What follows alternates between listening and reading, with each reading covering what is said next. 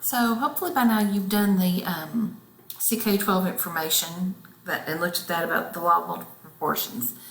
And this worksheet just helps you sort of put that into action. When you think about the law of multiple proportions, like I said, I know you looked at the CK12 and it's this big long explanation, you know, the amount of one element that combines with 1 gram of a second element. When you look at their ratio, it's in a small whole number ratio. That's just a mouthful, and it's really much simpler than that when you actually look at problems that deal with it.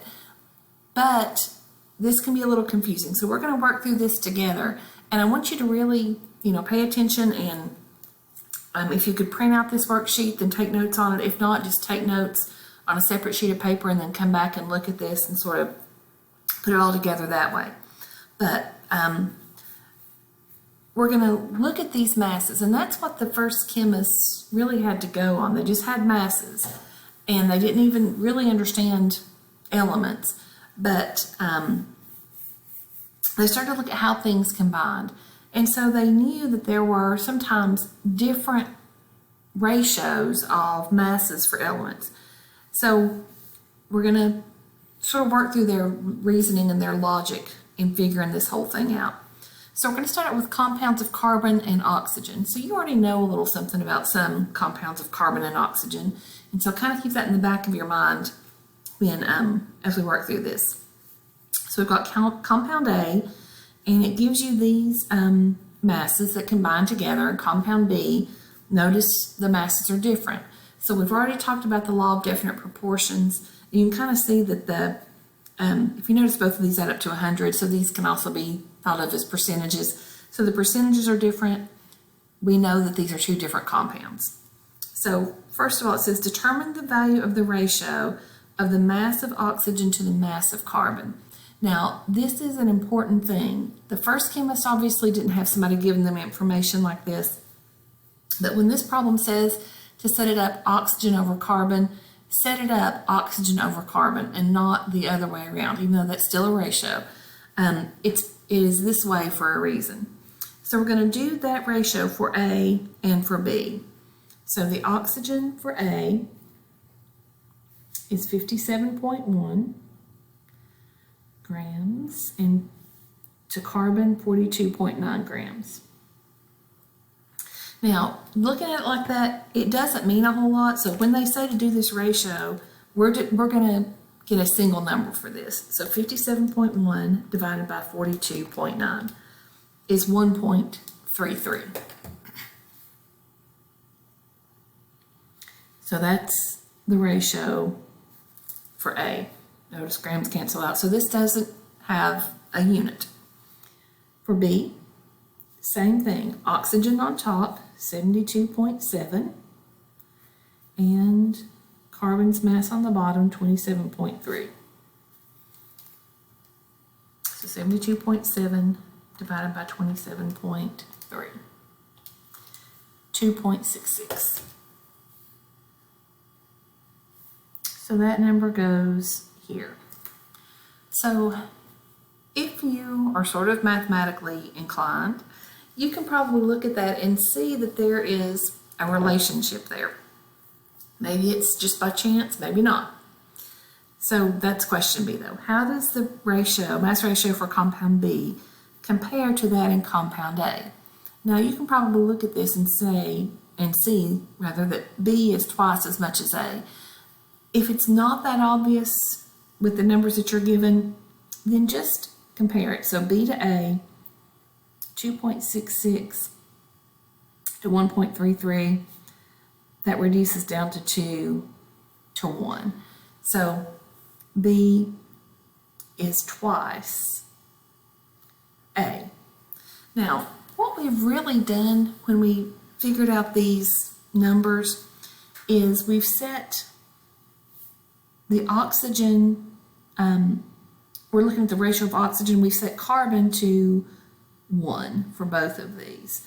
So kind of keep that in mind as well. So the amount of oxygen in B is twice A is what I'm really saying here. Express these ratios as improper fractions. So this question actually is going back to the 1.33 and the 2.66. And so again, if you're sort of mathematically minded, you're going to look at that hopefully and say, this is 1 1/3. So an improper fraction would be 4/3. For this one, it's 2 2/3. So the improper fraction would be 3 times 2 is 6 plus 2, 8/3.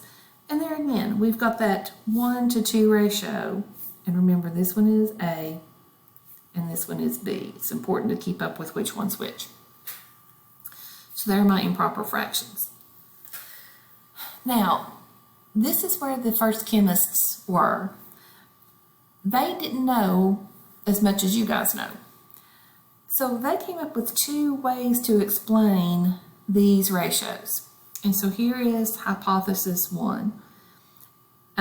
Atoms of carbon and oxygen have the same mass. So just think about them as like being, I don't know, marbles, maybe just different colored marbles. What would that look like in a particle diagram, and what formula would it have? The other idea is that the reason for this mass ratio is there is a difference in masses of those particles. So let's start with this one. Atoms of carbon and oxygen have the same mass. So in order to get a 4:3 ratio of carbon to oxygen, if everything has, so the backwards of oxygen to carbon, if everything has the same mass, then that would mean I have 4 oxygens for every carbon, and they're all the same size. So a particle of that would look like, let's say, this is oxygen, so that is O, and I hope you can see these different colors on this screen. Let's say this is carbon. So if it's a 4:3 ratio, I would have 4 oxygens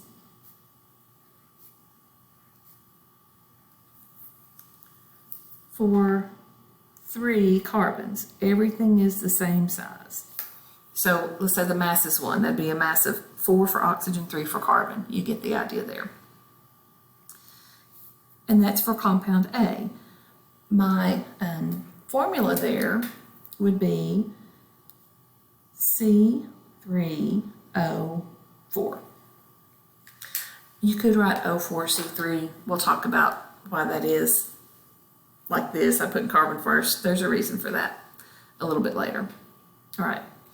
So that explains that ratio. Now, the ratio in B is 8:3.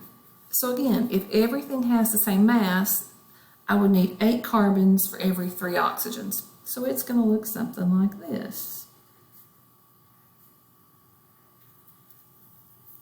Let's do it this way.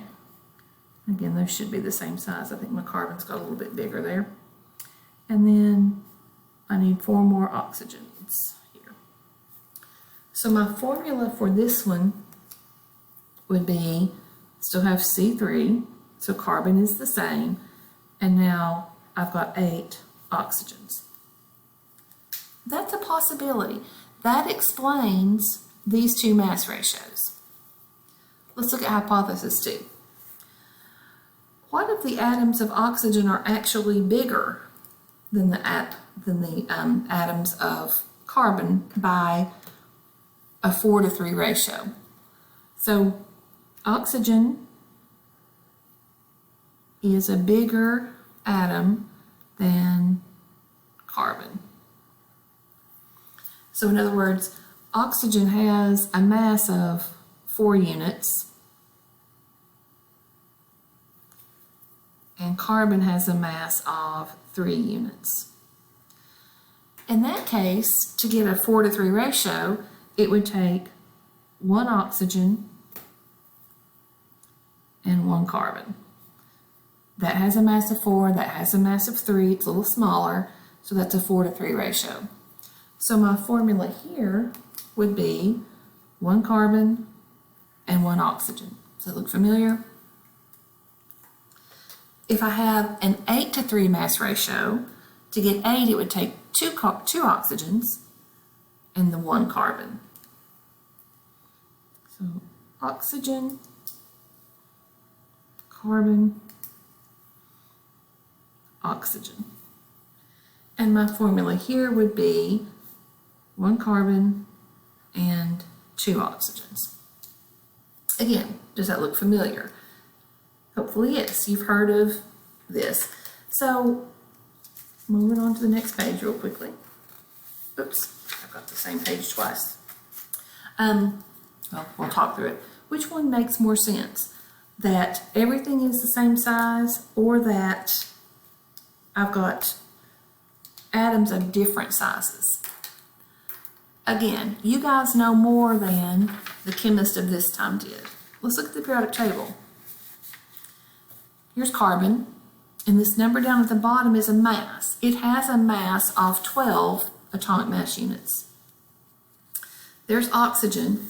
It has a mass of 16 atomic mass units. And, by golly, that is a 4:3 ratio. 16 over 12 simplifies down to 4:3.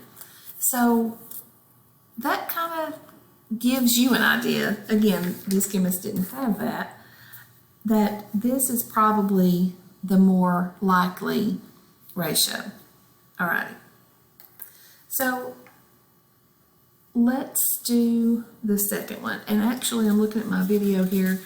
I'm just about out of time for this one, so I will stop here and we will do the next part together in just a minute. So tune in for number 2.